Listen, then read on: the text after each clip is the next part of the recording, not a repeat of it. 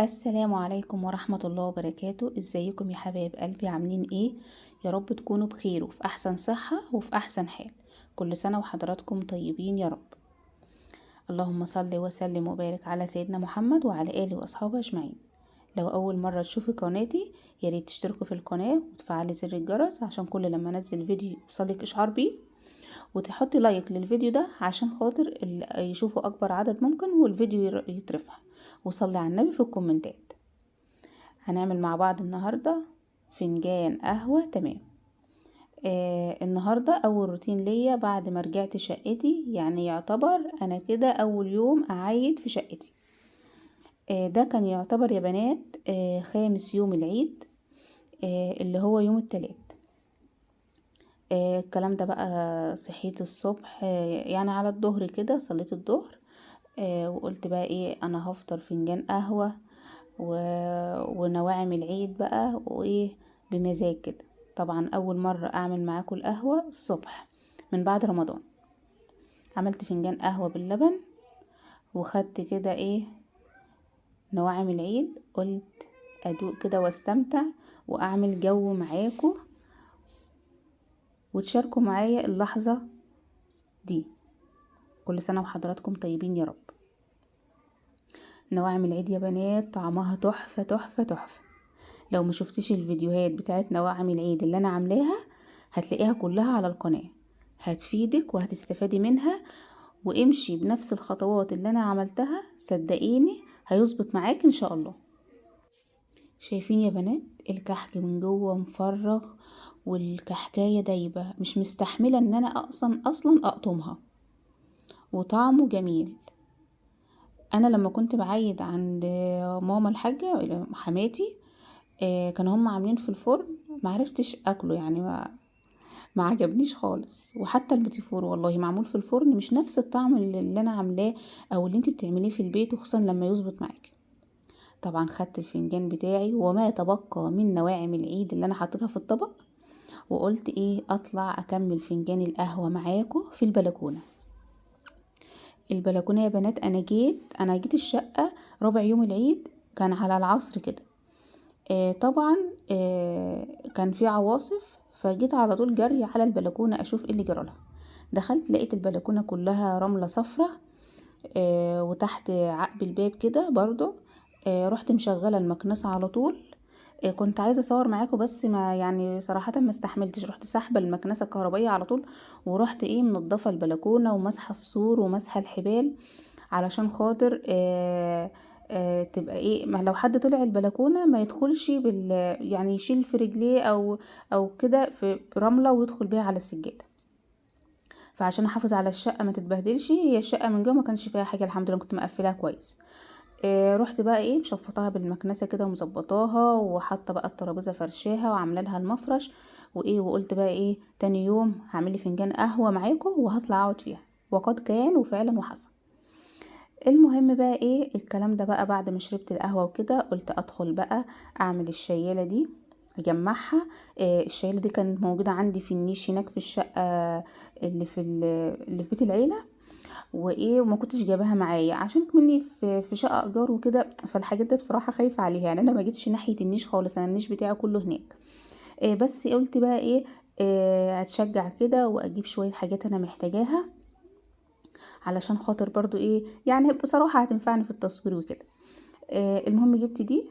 وجبت برضو شوية اطباق كده من اطباق الصيني بتاعتي في النيش. وقلت ايه عشان خاطر استخدمها، كنت جايباها وحاطه ايدي على قلبي لا تبوظ. المهم هنا ركبت الشياله ورصيت فيها الكحك ورصيت فيها البسكويت وايه، والحاجه ما شاء الله جميله وشكلها زي ما حضراتكم شايفين بالظبط. ورصيت الغريبه والبيتي 4 والشوكولاتات. المهم ظبطت الدنيا كده وعملت للاولاد اجواء العيد عندي ايه في البيت علشان خاطر مش يحسوا ان هما يعني ما حسوش بفرحة العيد.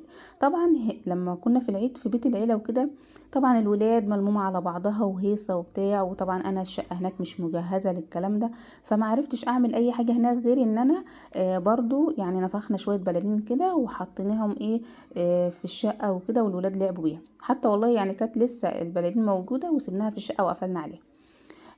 ما عملتش اكتر من كده. المهم بقى يا بنات، وانا هناك عملت جولة ليكم في التويلت.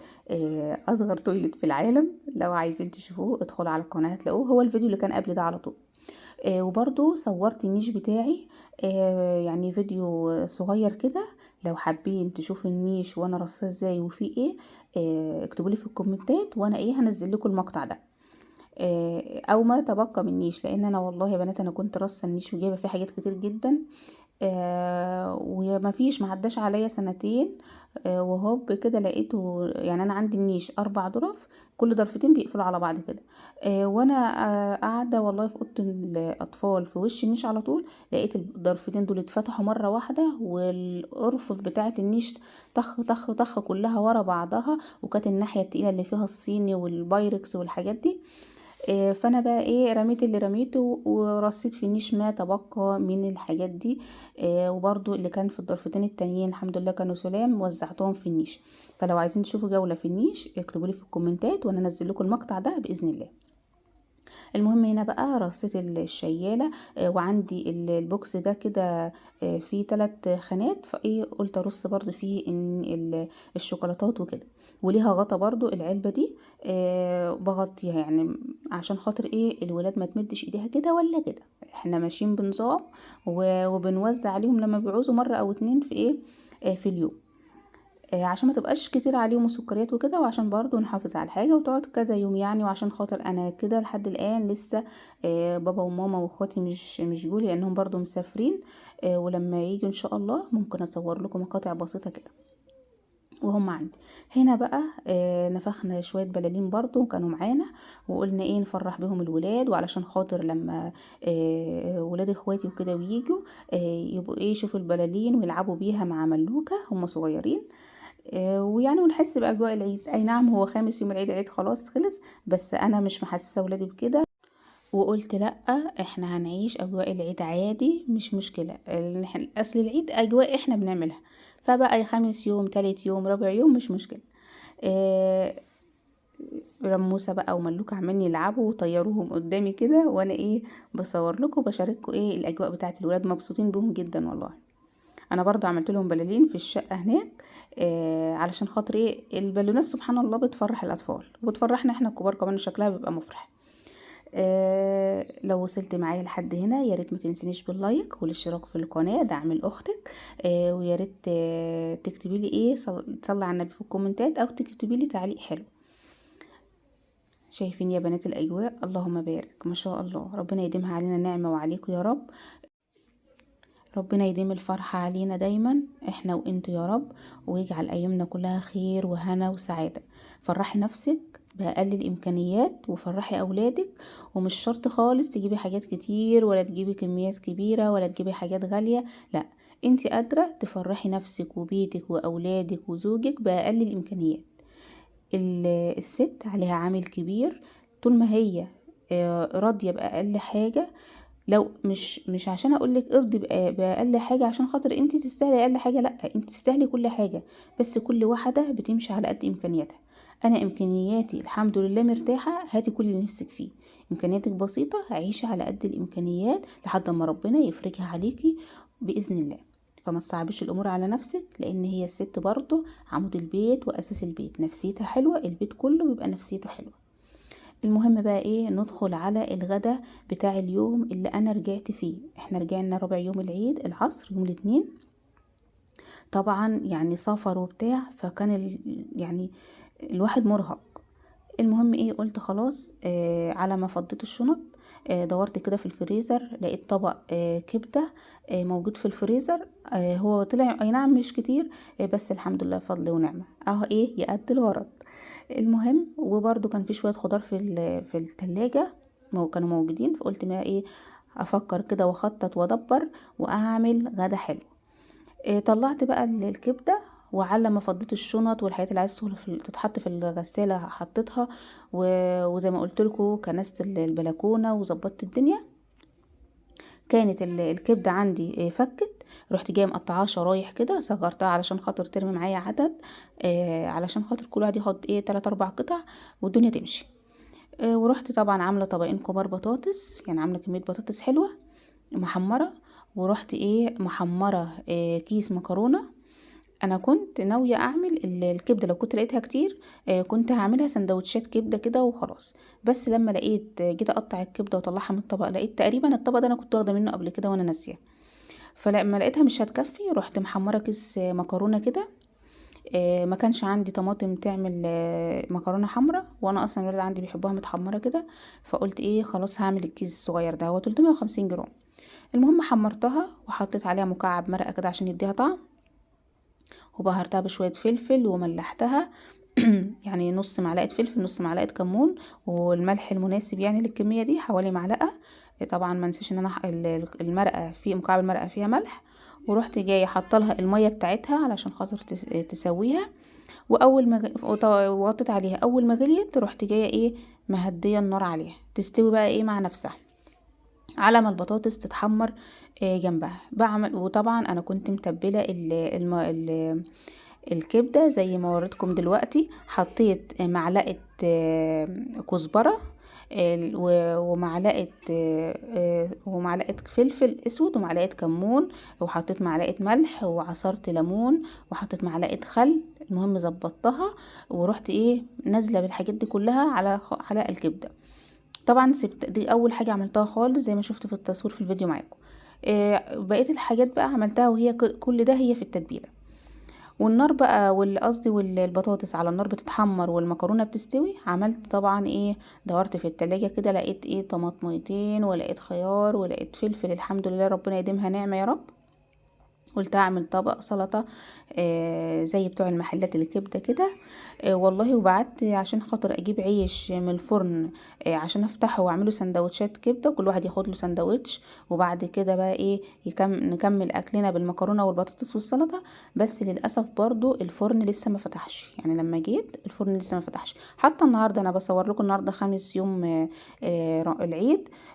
بعت عشان اجيب طماطم برضو لسه السنتر اللي جنبنا اللي فيه المحلات ده برضو لسه ما فتحش.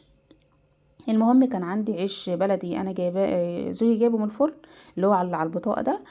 سخنته ولقيته بيتفتح، رحت برضه ايه عامله ايه كل واحد سندوتش كده بالكبده. الولاد عندي بيحبوها، نحط الكبده في السندوتش معاها البطاطس ومعاها السلطه وعليها الطحينه، بيبقى سندوتش زي الفل وبتبقى اكله بنحبها كلنا. انا كان في نيتي ان انا اعملها كده النهار يعني في اليوم ده. بس لما لقيت الكبده مش كتير زي ما قلت لكم، مشيتها بقى ايه سندوتش مع المكرونه. والدنيا مشيت والحمد لله كلنا، وفضل ونعمه من ربنا، وربنا يديم علينا الصحه والعافيه يا رب، دي اهم حاجه، والرضا يا بنات. الحمد لله اللهم بارك. المهم زي ما شفتوا كده انا عملت معاكم السلطه، وقطعت خيار وطماطم وفلفل وبصل. السلطه ما تحلاش غير بالبصل. وحطيت لها ملحتها الملح بتاعها، ورحت حاطه عليها نص معلقه شطه ماشي. وجبت تقريبا نص كوبايه ميه او تلت كوبايه ميه، وحطيت معلقه خل، وقلبت كل ده مع بعضه. انا حطيت الميه يا بنات علشان خاطر ايه يبقى ليها بقى ميه سلطه كده، واحنا بنحب نشربها. ساعات ممكن احطها في كوبايه افضيها في كوبايه، واوقات ممكن نشربها بالمعلقه كده عادي. بس المره دي ما فضيتهاش في كوبايه، ما كانوش كتير وبس، وطبعا الولاد كانوا مستعجلين جعانين. فروحت بقى ايه سايباها كده في الطبق. غرفت يعني صفيت طبق سلطه كده من غير ميه السلطه دي، وسبت طبق فيه الاتنين علشان خاطر لما نيجي نحط في السندوتشات ناخد من السلطه اللي هي الناشفه اللي ما فيهاش ميه. تمام. هنا بقى البطاطس معايا على ما خلصت السلطه، كانت البطاطس الحمد لله اتحمرت واتظبطت، وطلعتها ايه من الزيت. البطاطس دي نوعها حلو اليومين دول، البطاطس يعتبر ارخص حاجه في السوق. وادي المكرونه برضو معايا خلاص كده ايه يعني فاضل لها 5 دقايق، بقلبها تقليبه كده واروح مهديه النار عليها. هي اصلا النار كانت هاديه، بهديها اكتر بقى خالص واسيبها ايه مع نفسها. اول ما تستوي اطفي عليها عشان ما تتعجنش. هنا بقى جبت رده عاديه، دي رده اللي انا كنت جايباها لشويه السمك عادي علشان خشنه. بروح حاطه معاها ايه معلقتين دقيق. طب لو انتي اصلا الرده عندك بيضه كده وناعمه، يعني تحس ان هي فيها دقيق وناعمه، خلاص انتي ما تحطيش دقيق. انما انا عشان هي عندي خشنه فحطيت ايه الدقيق. المهم هنا بقى ما حطيتش فيها حاجه لا ملح ولا اي حاجه، هي كده كده الكبده متبله. وبرده هعمل لها خلطه معاكم دلوقتي هتشوفوها وهتعجبكم ان شاء الله باذن الله. هنا بقى رحت بقى ايه مبدراها كلها كده، الكبده بالرده، واتاكد ان الكبده كلها دخل فيها رده. وبعد كده ايه هحمرها. هنا طبعا انا مرضتش احمر في الزيت كله اللي انا كنت بحمر فيه البطاطس، علشان خاطر هيبوظ خساره، لان انا الكبد زيت بتاع الكبد ده خلاص هيترمي. فروحت جايبه حله عندي صغنطوطه كده، دي اصغر حاجه، اصغر مقاس عندي، واصلا هي من تحت ضيقه ومن فوق واسعه، فمن تحت ما بتاخدش زيت كتير. بس انا عايزه الكبده لازم تبقى نازله كلها ومحطوطه في زيت غزير. فانا بقى بجيب الحله الصغيره دي عشان احط فيها كميه زيت بسيطه، وفي نفس الوقت الكبده تبقى كلها ايه متغطيه بالزيت. وبعمل شويه بشويه صغيرين، مش مشكله عادي. ممكن يعني يطول معايا شويه، بس هي اصلا الكبده هي اخرها 4 دقايق في الزيت وبتطلع. ما ينفعش اسيب الكبده تنشف، علشان خاطر هاجي اكلها الاقيها بتشد. يا دوبك هي دقيقه ونص على الجنب ده ودقيقه ونص على الجنب ده، ما تكتريش اكتر من كده. وطبعا الكبده رفيعه، واصلا سمكها رفيع، يعني انا مقطعاها رفيع وهي اصلا سمكها رفيع. وقالتها وخلاص كده. عفوا يا بنات. هنا بقى جبت فصين 3 توم، ونزلت بربع معلقه فلفل، المعلقه دي صغيره يا بنات فانا بحط نصها يعني ربع، وربع معلقه كمون، ونص كزبره، الكبده بتحب الكزبره. ونزلت بقى بعصره نص ليمونه كبيره، وهحط شويه ملح، وحطيت 3 معالق ميه، وحطيت معلقه خل.